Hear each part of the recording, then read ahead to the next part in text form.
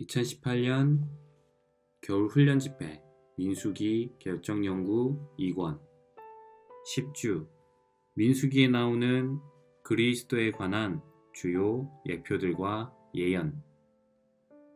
우리는 그리스도에 관한 주요 예표들을 5가지를 살펴보겠습니다. 그리고 우리는 이런 주요 예표들을 보고 체험해야 합니다. 두 번째로 주님께서 두 번째 오실 때 일어날 일들에 대하여 그리스도에 관한 예언을 살펴보겠습니다. 먼저 우리는 민수기에 나오는 그리스도에 관한 주요 예표들을 보고 체험해야 합니다. 특별히 민수기 17장 8절을 볼 때에 아론의 쌍난 지팡이를 볼 수 있습니다. 이것은 부활하신 그리스도를 말하고 있습니다. 민수기 16장 3절에 있는 말과 9절과 10절에 있는 모세의 말은 하나님의 백성 가운데 있는 이 반역의 근원이 야심임을 말하고 있습니다. 우리 사람의 타락한 본성 안에는 우두머리가 되려고 하는 야심이 있습니다. 이 야심을 가지는 것은 사탄적이 되는 것임을 우리는 잊지 말아야 합니다. 교회 안에서 우리는 그분의 긍휼과 그분의 생명으로 온갖 종류의 야심을 거절해야 합니다. 특별히 지위와 권력을 구하는 야심은 은밀하게 하나님의 계획을 파괴하고 하나님의 백성을 부패하게 합니다. 우리는 어떤 지위에 대한 야심을 버려야 합니다. 교회 생활 안에는 앞장서고자 하는 유혹이 있습니다. 어떤 사람은 교회에서 대단한 사람이 되거나 혹은 소그룹 안에서 인도하기를 바랄 수 있습니다. 그러나 우리는 교회 안에서 어떤 지위도 갈망하지 말아야 하며 지위에 대한 야심을 버리기를 배워야 합니다. 어떤 형제나 자매는 자신이 인도하는 사람이 되고 싶지 않다고 주장할 수 있지만 교회가 그를 그 자리에 올려놓는다면 그가 입으로는 그러한 자리를 별로 좋아하지 않는다고 말하지만 여전히 그것에 대해 매우 흐뭇해할 것입니다. 이것은 그에게 지위에 대한 야심이 여전히 존재한다는 것을 가리킵니다. 만일 교회가 그를 그 자리에 올려놓지 않는다면 그는 마음 쓰지 않는다고 말하지만 실제로는 그렇지 않습니다. 그는 그저 기분이 씁쓸합니다. 주님은 아십니다. 그리고 그도 압니다. 그는 그가 다른 사람들보다 더 나이가 많고 더 경험이 많으며 더 자격이 있다고 느낍니다. 왜 그들은 그 위치에 있고 그는 그러지 않습니까? 아마 그는 이것을 다른 사람들에게는 말하지 않겠지만 그것은 그의 마음 깊은 데에 있습니다. 많은 때의 사람은 자신이 아주 건강하다고 말하지만 사실 그의 안에는 다른 사람이 인도하는 위치를 질투하는 병균이 있습니다. 우리는 그것을 말하지 않으려 하지만 그것을 느낍니다. 우리는 우리 안에 어떤 비밀한 것이 감추어져 있다는 것을 보아야 합니다. 만일 교회가 우리를 인도하는 위치에 놓고자 한다면 우리는 집회에서 기능을 많이 발휘할 것입니다. 그러나 만일 교회가 우리에게 그러한 위치를 주지 않았다면 우리는 집회에 와서 임을 다뭅니다. 이것은 모두 우리 안에 있는 자신을 위한 야심 때문입니다. 어떤 이는 교회를 책임지고 싶은 마음이 있습니다. 욕심이 있습니다. 어떤 지위를, 권력을 탐하고 있습니다.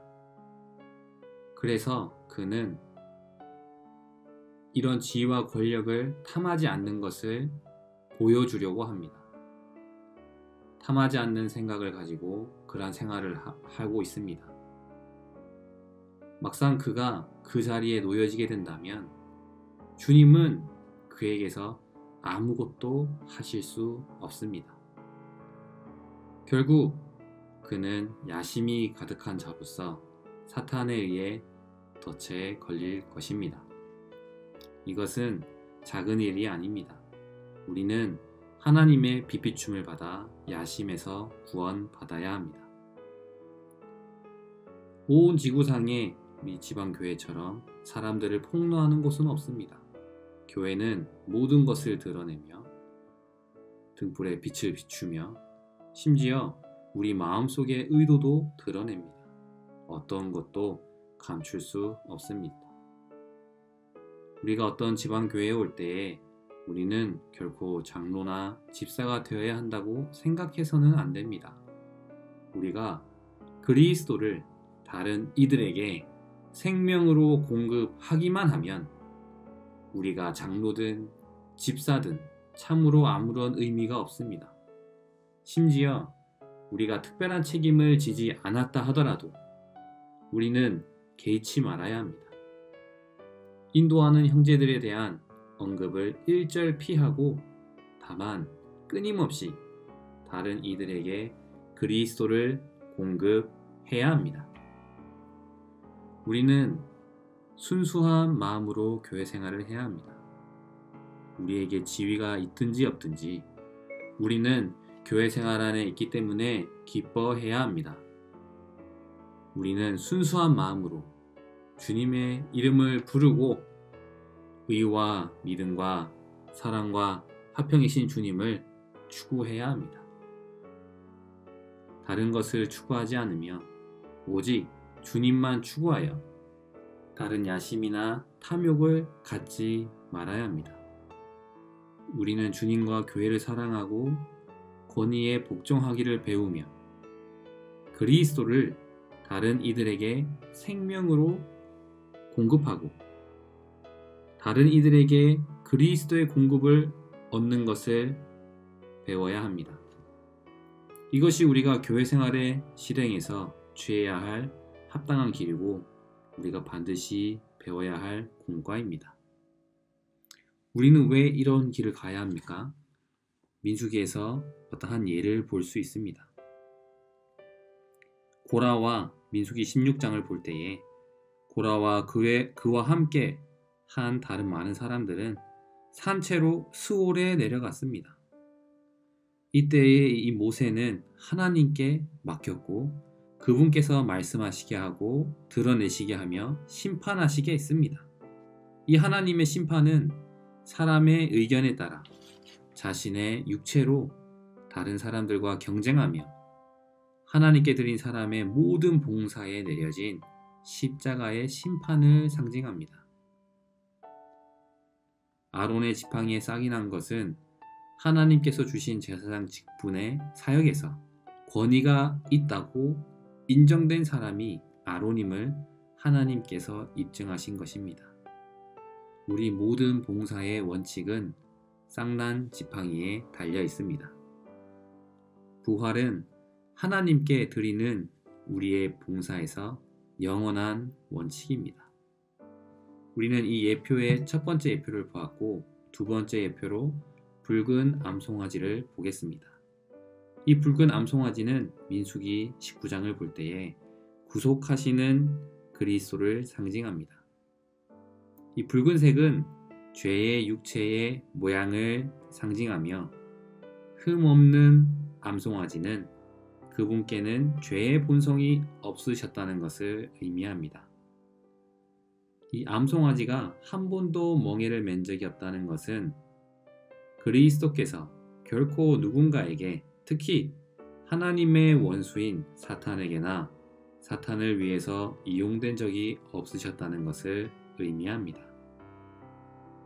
이 성경에서 진리를 증거하기 위한 것들은 모두 남성을 사용하였고 생명의 체험을 위한 것들은 모두 여성을 사용하였습니다. 붉은 이 암송아지는 우리의 주관적인 체험의 방면을 말하고 있습니다. 특별히 암송아지가 불타고 있는 그 가운데에 제사장은 백향목과 우술초와 진홍색 실을 그 가운데 던졌습니다.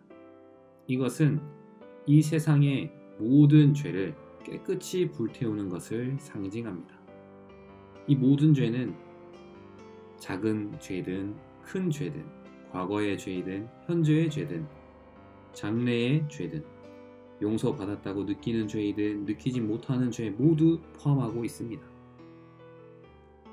붉은 암송아지의 이 죄는 다 타고난 이후에 남아있는 이 죄는 주님의 구속의 일을 상징합니다. 특별히 민수기 19장 9절을 볼 때 이스라엘 자손의 회중을 위해 보관하여 부정을 씻는 물을 만드는 데 사용해야 한다. 이것이 속죄제이다 라고 말하고 있습니다. 이스라엘 자손이 훗날 부정한 것을 만질 때 이 부정은 씻는 물을 통하여 정결하게 될 수 있음을 의미합니다.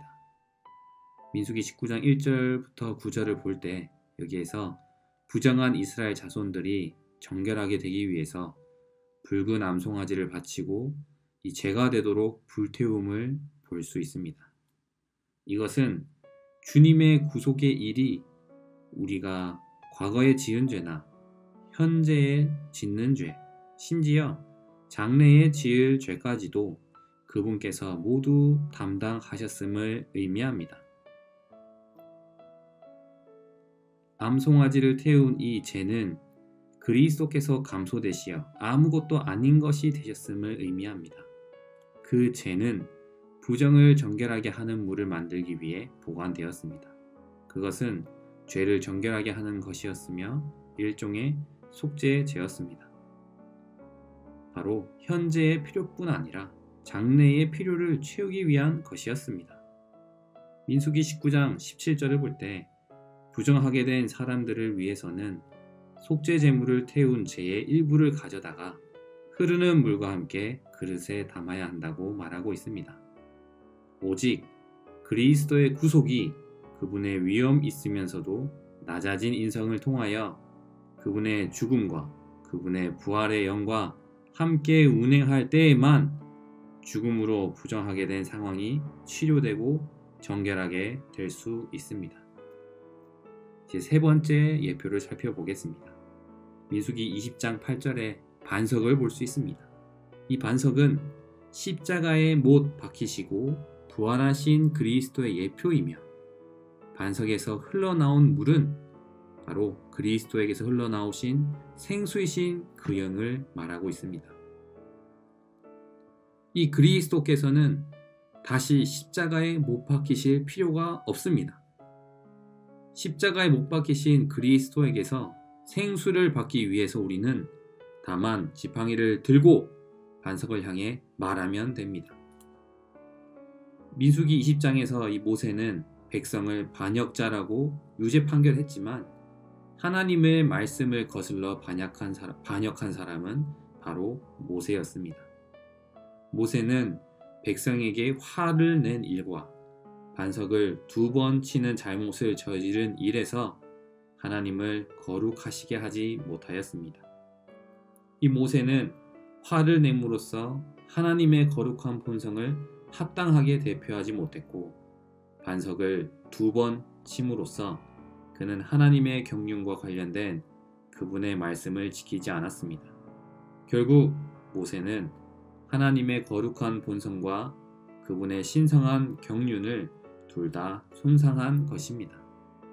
그래서 그는 좋은 땅으로 들어갈 권리를 잃어버렸습니다.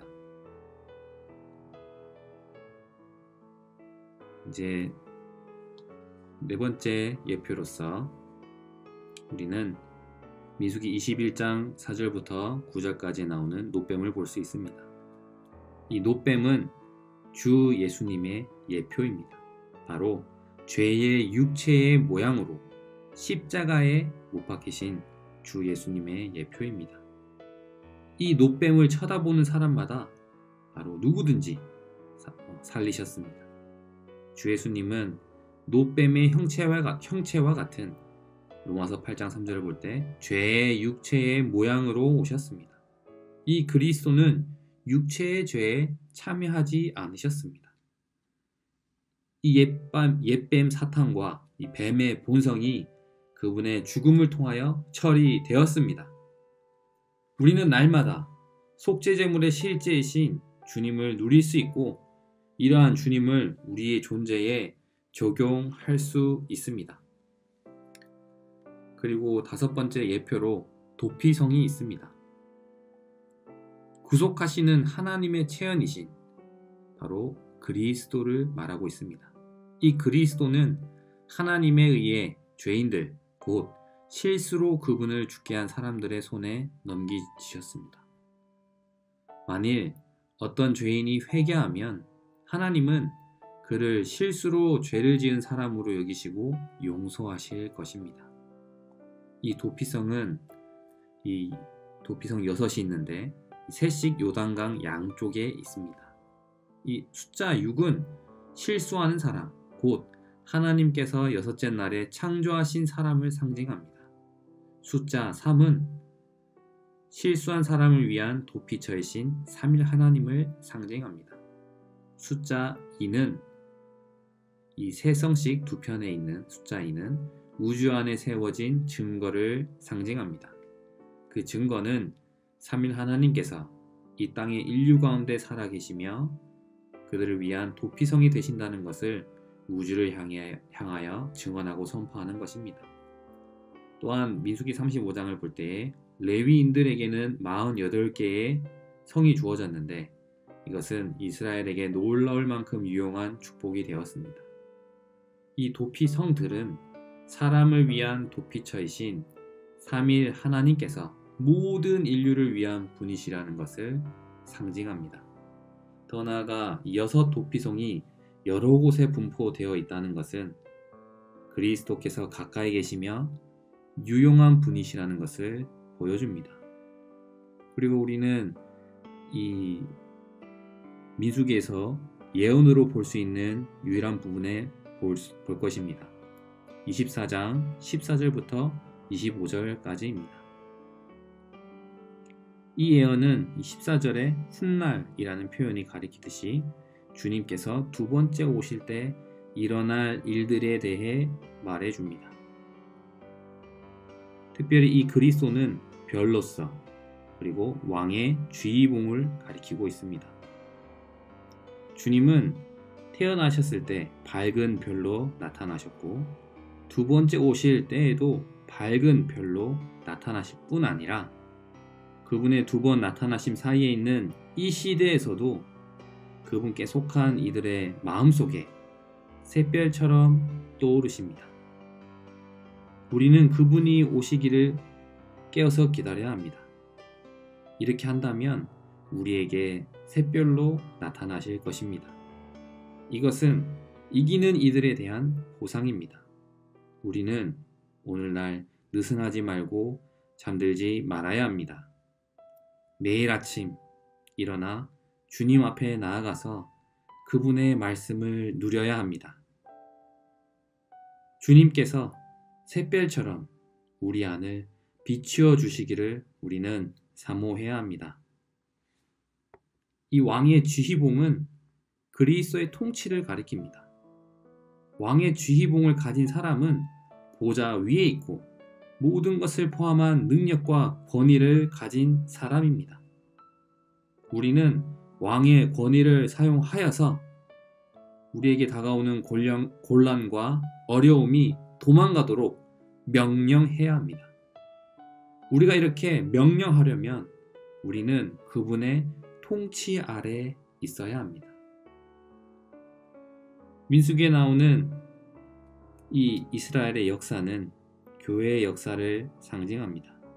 이 역사들 마지막에 그리스도는 별과 지휘봉으로서 나타나셔서 왕의 지휘봉으로 나타나셔서 모든 백성들에게 빛을 비추고 온 땅을 통치하실 것입니다. 그때 이 땅에서 하나님의 백성을 괴롭히는 모든 것들이 제거될 것이고 하나님의 백성은 더 이상 고통을 겪지 않을 것입니다. 우리는 이 5가지 예표와 예언들을 살펴보면서 이 그리스도가 어떠한 분인지 우리는 볼 수 있습니다.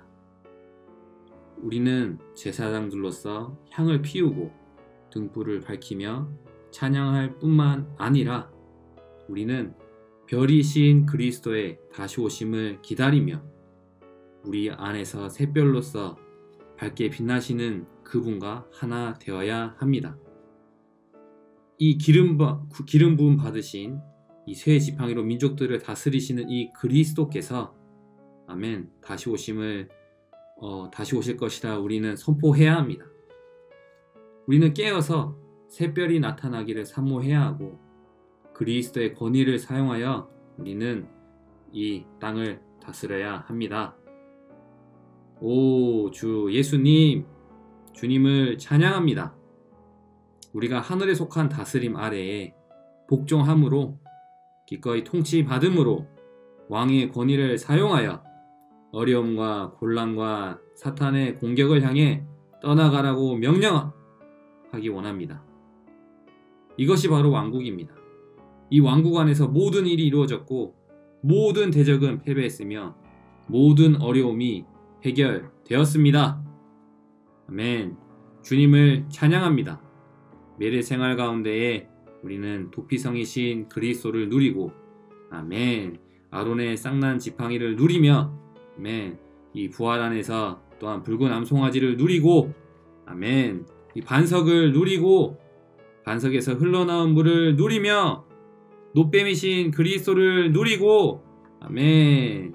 이런 그리스도를 매일매일 먹고 마시며 누리고 성경을 읽음으로 빛비춤 받고 기도함으로 주님의 다시 오심을 예배하기 원합니다.